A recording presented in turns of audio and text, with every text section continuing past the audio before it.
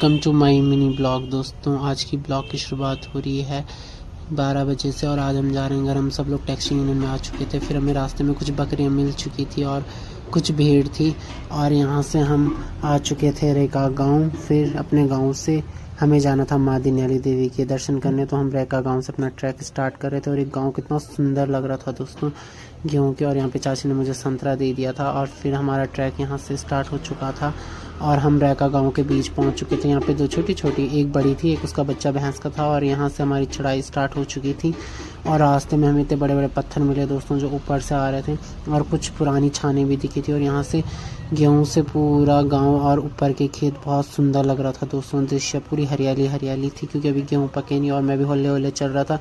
पीछे से चुटकी नैना भी आई रही थी और यहाँ पे पानी भी मिल चुका था हमें रास्ते में। और बांस तो दोस्तों बहुत कम खिले हुए थे और यहाँ पे चाची लोगों को थक लग गया था तो ये बैठ गए थे। फिर हमारा मंदिर का ट्रैक स्टार्ट किया हम लोग।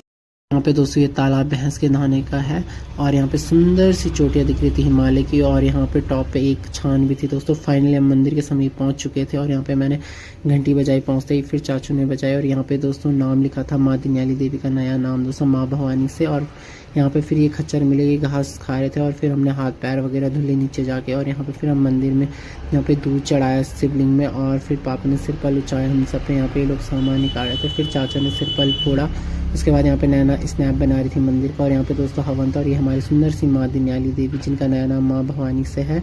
और यहाँ पे हमने अपना सामान निकाला, पंडित जी ने पूजा कर ली थी फाइनली। और फिर मेरे को टीका भी लग चुका था। यहाँ पे पापा माला लेके महाराज के रूम पे महाराज को चढ़ाने जा रहे थे और यहाँ पे चाचू और पापा जल चढ़ा रहे थे शिवलिंग में और मैंने गणेश जी पे घंटी बजाई मतलब उनके सामने। और यहाँ पे चाचू मिले थे और फिर यहाँ पे दादी भी मिल चुकी थी। और ये हमारी माता रानी का सुंदर मंदिर, यहाँ से हमारे गाँव का सुंदर दृश्य दिखता है दोस्तों। और यहाँ पे हमने भोजन कर लिया था भोग के रूप में।